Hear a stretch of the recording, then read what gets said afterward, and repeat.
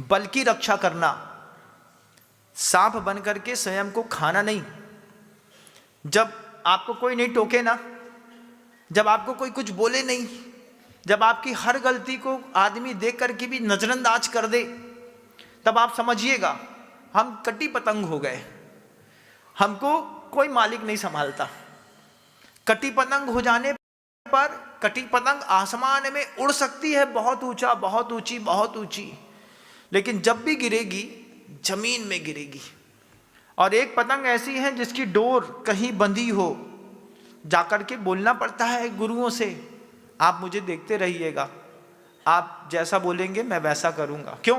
मार्ग ऐसा अनभिघ्न है, इस अनभिघ्न मार्ग में बड़े बड़े गुरुओं की कृपा के बिना चल नहीं सकते। व्यवहार मार्ग भी खराब हो जाता है, तो जाकर के समय समय पर पूछना पड़ता है। गुरुवर के पास जाता था, गुरुवर के पास जाकर के बैठ करके बोलता था, कभी अकेले में चला गया, जाते ही साथ हाथ जोड़ लिया, हाथ जोड़ करके बोलता था, मुझसे पूछता था आप मुझसे संतुष्ट तो है ना, ऐसा पूछ लेता था। जैसे ही पूछता था आप मुझसे संतुष्ट तो है, तो रो देता था वहीं पे गुरुजी के सामने ही, क्योंकि हमने कुछ गलत किया नहीं, लेकिन पता नहीं आचार्य महाराज हमारे बारे में क्या सोचते हैं, आचार्य महाराज जी हमारे बारे में क्या धारणा बना रहे हैं। तो बार बार उनके पास जाकर के उनसे हाथ जोड़ करके अपने वाणी गदगद यन वपुः पुलकयन नेतद द्वयम श्रावयन, पूछने वाले की एक शैली होती है, वाणी गदगद यन, वाणी में गदगद पना, वपुः पुलकयन, शरीर में रोमांच खड़ा हो जाना, जैसे ठंडी में ठंडे पानी का हाथ लगा दो तो रोम खड़े हो जाते हैं, ऐसे शरीर का रोम खड़ा हो जाए, वाणी कुछ अवरुद्ध हो जाए, नेतद्वयम श्रावयन, दोनों आंखों से थोड़ा जल बह जाए। फिर गुरु के पास भक्ति के साथ बैठ करके पूछता था गुरु जी से, आप मुझसे संतुष्ट तो हैं, मैं कुछ ऐसा तो नहीं कर रहा जिससे आपको संतुष्टि हो। तो आचार्य से हाँ ठीक है, सब बढ़िया है, अच्छा, इतना जब बस वो बोल देते थे सब बढ़िया है, अच्छा है, ठीक है, कोई विकल्प नहीं है, इतने में लगता था कि सारे अपराध माफ हो गए। और उसमें भी अगर गुरुवर को कभी कुछ कहना रहा तो गुरुवर कह भी देते थे, अच्छा से कहते थे आप लोग इस तरीके का व्यवहार करते हैं, ये ठीक नहीं है। हाँ गुरुदेव आपने संकेत दे दिया है, अब हम सुधार लेते हैं, कुछ बोलो तो आप बोलो और हम सुधारेंगे, हमारी जवाबदारी है। ये जैसे ही गुरुवर ने कोई संकेत दिया तो खुद के साथ भी और कुछ साधर्मियों को भी बता दिया, ये 3-4 लोगों को इस बात की जानकारी होना चाहिए, आप ध्यान रखिएगा। जी गुरुदेव, कम से कम पता तो चला कि महाराज के, आचार्य महाराज के मन में हमको लेकर के कोई विकल्प है, पता तो चला। तो बार बार आचार्यों के पास जा करके जब मिले, उनके पास जा करके भक्ति के पास बैठ करके हाथ जोड़ करके पूछना होता है, आप मुझसे संतुष्ट तो है? हाँ मैं आपसे संतुष्ट हूँ। इतने में निर्विकल्पता शिष्य को भी बढ़ती है, साधु को भी लगता है कि ये शिष्य जो है अभी भी हमारे इस वृक्ष से रस ले रहा है, ऐसा नहीं कि डगाल में टंगा तो है लेकिन रस लेना बंद कर दिया। परिवार में कई बच्चे ऐसे होते हैं ना, परिवार में रहते तो हैं लेकिन परिवार से रस नहीं लेते, उनकी अलग ही जिंदगी चलती है।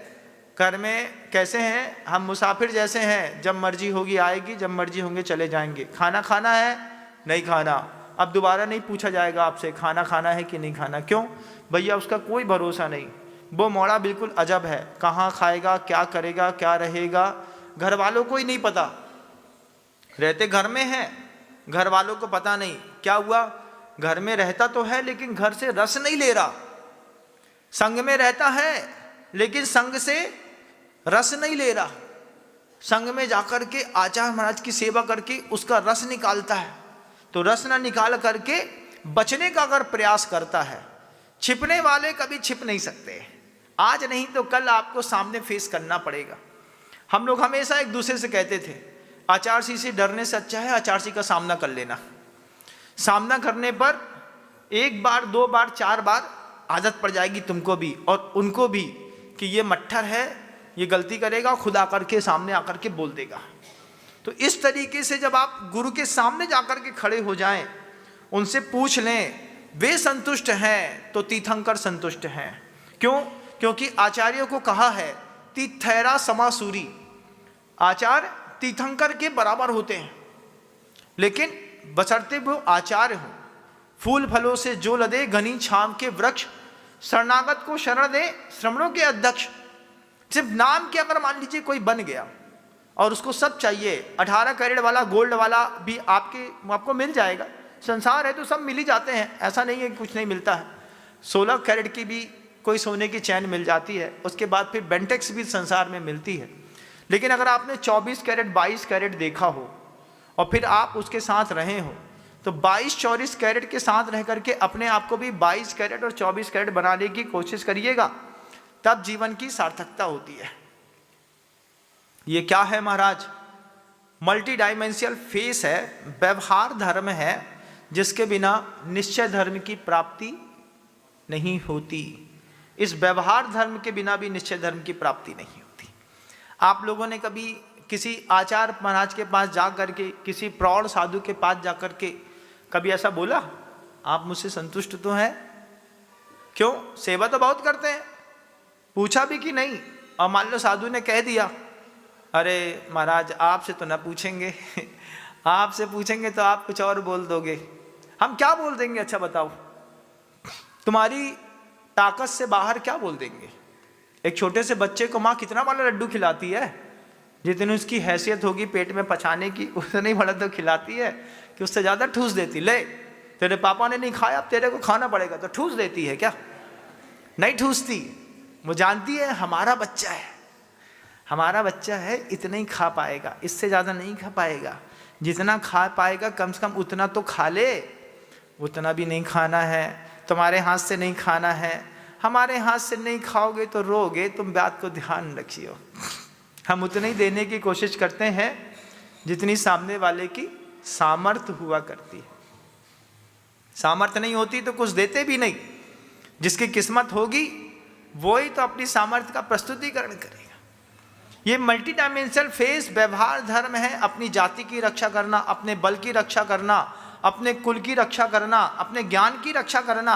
आचार्य कहते हैं अपने शरीर की रक्षा करना भी आपका व्यवहारिक धर्म है। जय जिनेंद्र, अगर आपको मेरी वीडियो अच्छी लगती है तो प्लीज़ मेरे चैनल को लाइक करें, शेयर करें और सब्सक्राइब करें। Thank you.